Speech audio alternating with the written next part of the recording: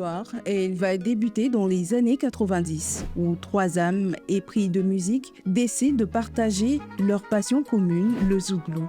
Très vite, leur complicité se transforme en un trio. Ensemble, ils fondent le groupe Espoir 2000. Pat Sako, Valérie et Choura connaissent le succès avec leur premier album Éléphant d'Afrique en 97. Début des années 2000, le trio se transforme finalement en un duo avec Pat Sako et Valérie. Ils enchaînent des titres devenus cultes comme Sérissé, Sorcière et Abidjan Faro qui racontent les réalités sociales avec des mots simples et justes. En 28 ans de carrière, Espoir 2000 devient l'un des piliers du mouvement zoulou ivoirien. Mais le groupe va marquer une pause en raison de l'état de santé de Valérie qui se dégrade. En 2024, le binôme et frère de Pat Sako tire sa révérence après un long combat contre la maladie. Un coup dur pour Pat Sako.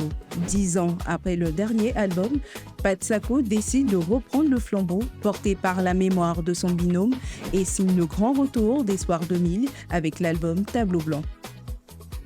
Salut, c'est Pat Sako, mon nom d'artiste. À l'état civil, c'est monsieur Ossou Hugues Patrick, artiste-chanteur ivoirien. Aujourd'hui est un jour spécial, donc mention spéciale à vous. Pat Sako, après 10 ans d'absence, le groupe Espoir 2000 revient avec l'album Tableau Blanc.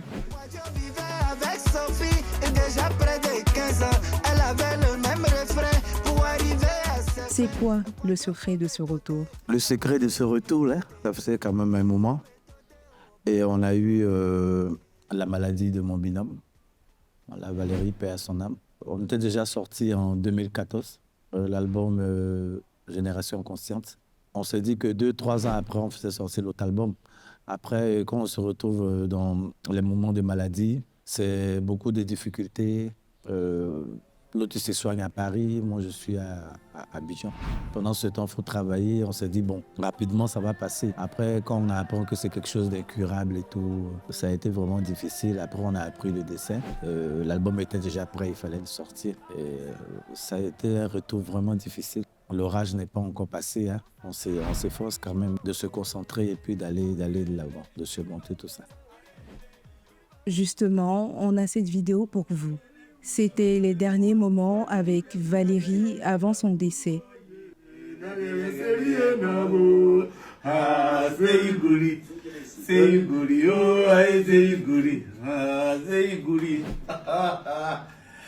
Ah ok, là je viens de retrouver mon élément 10. Donc voilà. Il me reçoit avec un petit truc là. Je voulais partager ça avec vous. C'est important. Oh!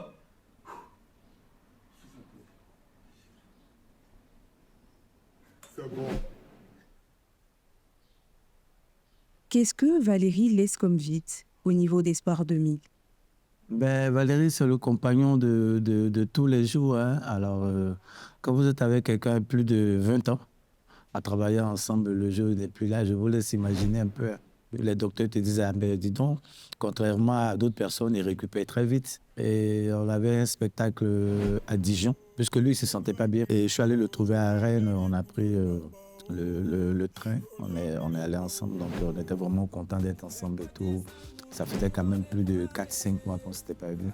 On a pété une bouteille comme ça pour dire qu'on est content. Et voilà, on essaie de surmonter, quoi. C'est la vie après tout.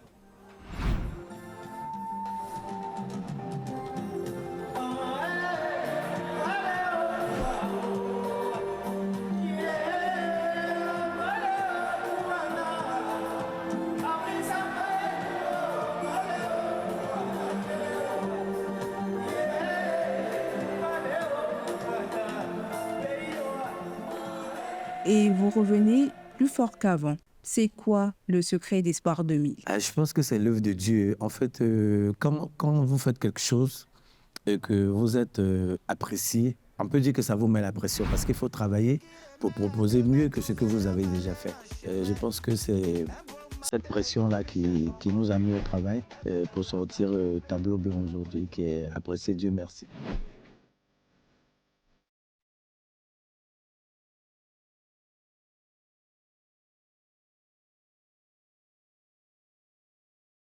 La carrière, elle va démarrer en 95 avec Espoir Choc. Oui, Espace Choc, c'est aux alentours de 90 qu'on a commencé avec Espace Choc. Espace Choc, on avait Yodé, on avait Fitini, on avait Siro, on avait vraiment tout le monde. C'était environ 20-25 personnes, hein.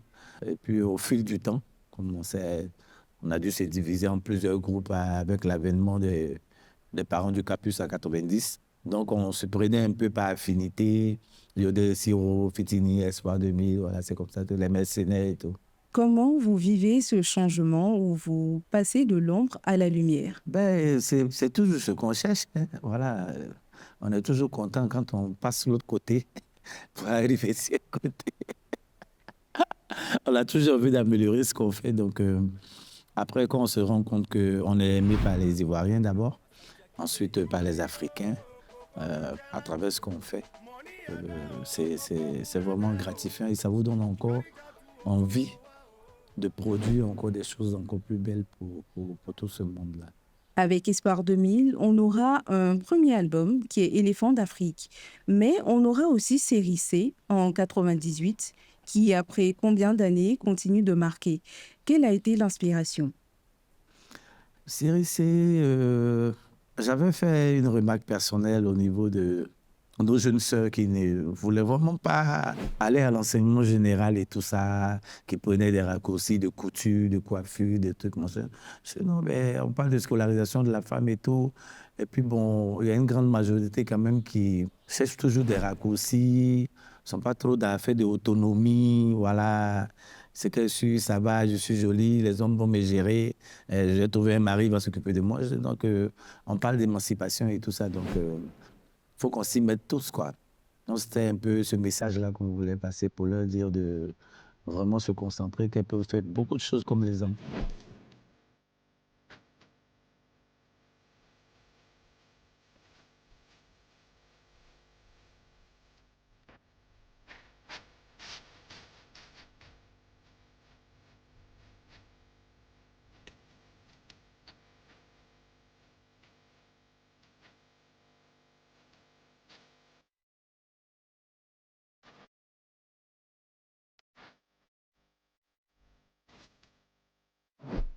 Et pourquoi Espoir 2000?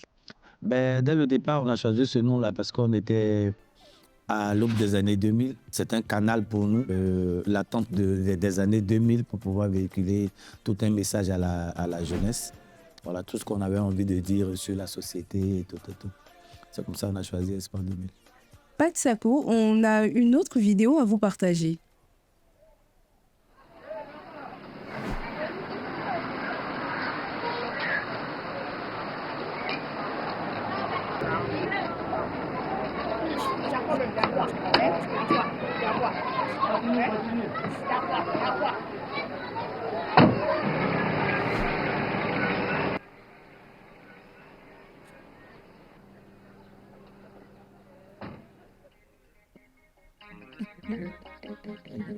Ben, on dit dans la chanson que le chien ne change pas sa manière de s'asseoir. Et le seul chien qu'on a trouvé le clip, il a dit soulever son... Il a changé sa manière, donc ça me fait toujours rigoler quand je regarde ça. Alors, qu'est-ce que ça vous fait de vous revoir? Ben oui, on était très jeunes quand même, 98. Très, très, très, très, très jeunes. Cette chanson-là, à quel âge aujourd'hui? Elle a 27 ans. Beaucoup de souvenirs? Oui, oui, oui, oui, oui, beaucoup de souvenirs. On sortait à peine la tête de l'eau. On venait de finir avec Ivoirien, les séries C et tout. Et puis bon, on s'est retrouvés dans la sorcellerie après. On rentrait dans un nouveau monde et qu'on appréciait beaucoup, surtout que c'était ce qu'on avait toujours voulu envie de faire. On a Espoir 2000, mais surtout Pat Sako. Hugues Patrick à l'état civil, Merci. artiste musicien ivoirien, figure emblématique du genre musical zouglou. Ici, on vous appelle Doya. Qu'est-ce que ça représente pour vous? Ah, ben moi, j'aimais Doya aussi, hein. On parle de génération intermédiaire, bon, nouvelle génération intermédiaire et puis Doya. Les Doya sont là. Quand je parle de Doya, je parle de Denis Pacom, je parle de Adal Bill, paix à son âme. je parle de Poignon, je parle de Yodé Koko, voilà, Djoko Maximin et tout ça. Voilà, ça, ce sont nos doyas, ils sont là. Voilà, faut pas prendre leur nom pour me donner, comme on dit. Et puis bon, nous, c'est la génération intermédiaire, comme on dit. Peut-être, ça veut dire qu'on aspire à devenir doya, mais on n'est pas encore doya, puisque nos doyas sont là. Au vu de toute la carrière d'Espoir 2000 et de Patsako, est-ce que Patsako a des regrets pour le groupe ou personnellement? Oh, vous savez, à notre temps, il n'y avait pas vraiment les réseaux sociaux, et les histoires de YouTube, les histoires de vues, de ceci, de cela. Sinon, je ne serais même pas ici. Peut-être j'étais aux États-Unis en train de faire une chaîne de télé quelque part là-bas. Voilà, c'est un peu ce regret-là, c'est tout. Mais il n'est jamais trop tard, donc on s'adapte à tout. Les choses changent, donc voilà, avec Tableau Blanc, on se retrouve encore sur YouTube, à Amazon et ceci, cela. Donc voilà. C'est vrai qu'il n'y avait pas ça à l'époque, mais aujourd'hui, on s'adapte. Le regret, c'est toute cette technique-là qu'il n'y avait pas. Peut-être que le succès aurait pu être plus grand que ça.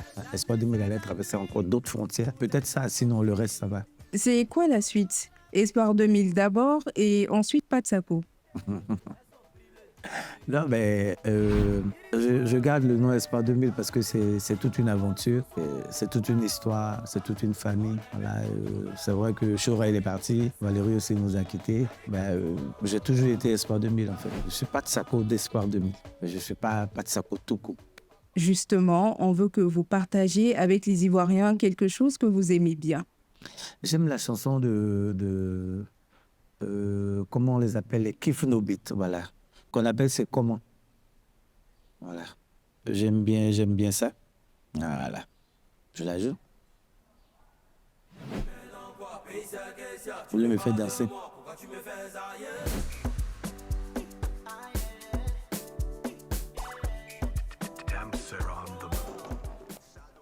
Pourquoi vous aimez cette chanson? Simplement parce que d'abord la mélodie elle est belle. Et j'ai toujours voulu que les Africains fassent du rap à l'africaine. On a connu au tout début des rappeurs qui copiaient un peu le rap français. Du cas, le soir, là, ça nous fatiguait un peu trop.